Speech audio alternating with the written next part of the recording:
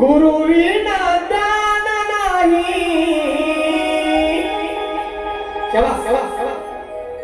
गुरु विना ज्ञान नाही, नाही मोक्ष धाम रे. काय म्हणतोय बघा. गुरु विना ज्ञान नाही, नाही मोक्ष स्थान रे. गुरु चरणी अर्पिले मी माझे पंच प्राण रे. गुरु चरणी अर्पिले मी माझे पंच प्राण रे. गुरु विना ज्ञान नाही, गुरु विना ज्ञान नाही, नाही मोक्ष धाम रे.